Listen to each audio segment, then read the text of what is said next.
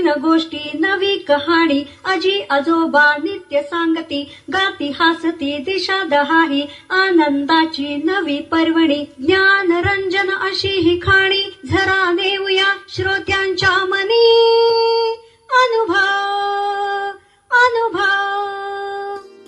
आपण ऐकत आहात जनसेवा फाउंडेशन प्रस्तुत पॉडकास्ट अनुभव 2.0। भारत सरकार आणि राष्ट्रीय सामाजिक संरक्षण संस्था, सामाजिक न्याय व सबलीकरण मंत्रालय आणि जनसेवा फाउंडेशन पुणे प्रस्तुत ज्येष्ठ नागरिकांसाठी पॉडकास्ट अनुभव 2.0। प्रकल्प समन्वयक डॉक्टर आर श्रीधर आणि Ashish Tiwari, programme producer doctor Vinod Shah आणि गणेश डावळे। ज्येष्ठ नागरिकांच्या समस्या, प्रश्न आणि मार्गदर्शन यासाठी टोल फ्री एल्डरली लाईन क्रमांक 14567, टोल फ्री हेल्पलाईन क्रमांक 14567 अर्थात 14567 यावर सकाळी 8 ते रात्री 8 या वेळेमध्ये संपर्क साधावा।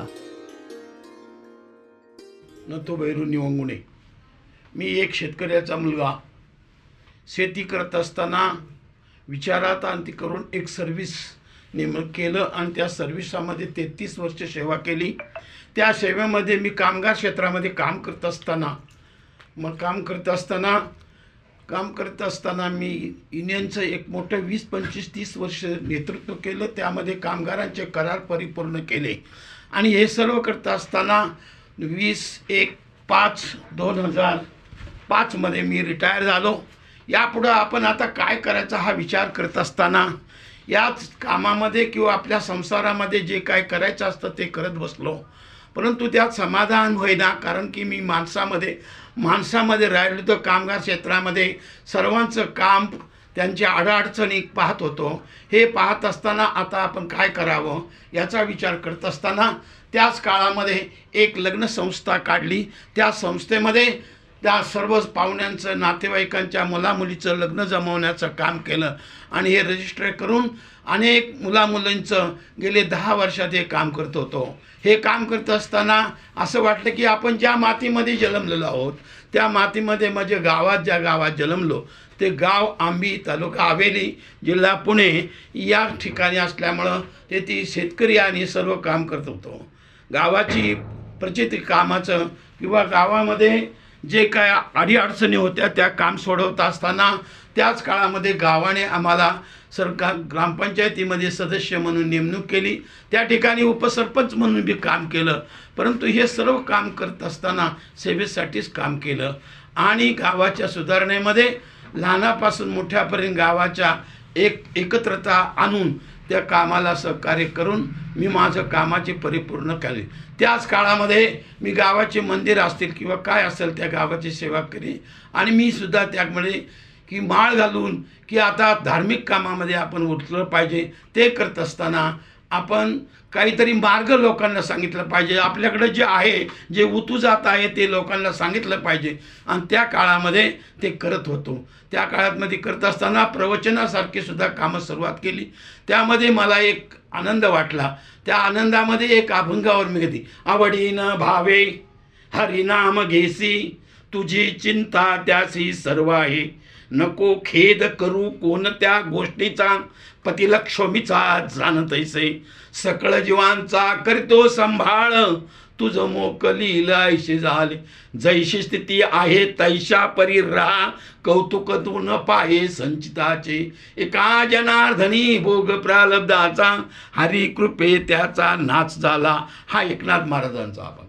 एकनाथ महाराजांनी या अभंगामध्ये की आनंद व्यक्त आणि जीवन व्यक्त करत असताना आपण ज्येष्ठ नागरिकांनी कसं वागलं पाहिजे यावर त्यांनी आपल्याला विचार नागरिकांमध्ये दिला आणि हे प्रवचन मी सर्व गावामध्ये प्रत्येक मंदिरामध्ये ज्येष्ठ नागरिक असो तरुण असो यांना ते सांगत गेलो आणि आजपर्यंत सुद्धा आम्ही तेच काम करत आहोत। यापुढे तेच व्हावं। जोपर्यंत आपलं जीवन आहे तोपर्यंत जीवन कसं सफल झालं पाहिजे याचा आपण विचार केला पाहिजे।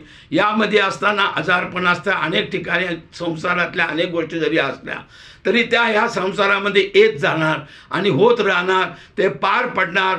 पण आपण आपलं मन एक स्थिर केलं पाहिजे। मन करा रे प्रसन्न, सर्व सिद्धीचे कारण, मना सांग रे आता आपुल्या हिता काय असावे, हे ज्येष्ठ नागरिकांना सांगण्यासाठी आम्ही प्रत्येक ठिकाणी प्रवचन करत होतो आणि त्या प्रवचनामधून लोकांना जे पचेल किंवा तरुणांना पचेल, ज्येष्ठांना पचेल त्याप्रमाणे वागतील.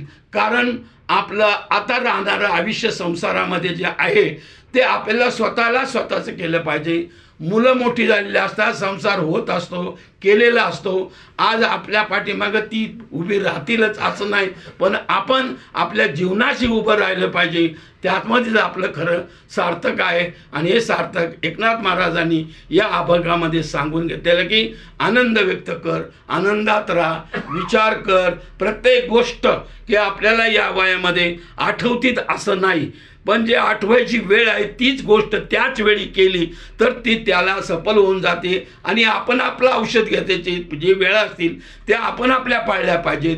ते विसरता कामा नये. विसरता कारण आपलं वय झालेलं असतं, त्यामुळे त्या गोष्टी विसरतात. तीच गोष्ट त्याच वेळी केली, तेच औषध त्याच टायमाला घेतलं तर आपल्याला जीवनाला किंवा आपल्या जीवनामध्ये रोज सकाळी उठून व्यायामाचा मार्ग स्वीकारला. मी गेले 35 वर्ष ज्या मला कळायला लागल्यापासून मी आजपर्यंत सकाळी 5-5:30च्या अंतरात कधीही झोपलं नाही. ते चालण्याचंच काम केलं. त्यामुळं मला असा आनंद मिळाला माझ्या जीवनामध्ये. मी आज 79 वर्षाचा आहे, परंतु मला आज कोणताही आजार न होता किंवा आजाराचेही सगळे होत असेल तर त्याला सकाळी सूर्य उदयाच्या आत चालणं आणि सूर्याचं सकाळचं जे हे असतं ते आपल्याला चांगल्या प्रकारे ज्येष्ठ नागरिकांना चालण्याचा उपयोग किंवा योग असेल, योग आणि चालणं याचा 20-20 मिनिटाचा जरी प्रवास रोजचा केला, आठवड्यातून 7 दिवसापैकी 6 दिवस 3 दिवस चालणे आणि 3 दिवस व्यायाम करणे असा हा प्रभाव आतापर्यंत करत आहो. भारतीय विद्यापीठाच्या धनकवडी विभागामध्ये मी आज तागायत भारतीय विद्यापीठाच्या पटांगणामध्ये सकाळचा प्रभाव किंवा जो सकाळी जे अमृततुल्य असं वातावरण असतं त्या अमृतमय वातावरणामध्ये सकाळची नुसती हवा जरी घेतली ज्येष्ठ नागरिकांनी तरी त्याला आनंद वाटतो. म्हणून सकाळी आपण प्रत्येक ज्येष्ठ नागरिकांनी हिंडलं पाहिजे, व्यायाम केला पाहिजे, आपल्या घराची आणि आपली मनस्थिती चांगल्या प्रकारे ठेवली पाहिजे. हाच माझा अनुभव आहे. जय श्रीराम.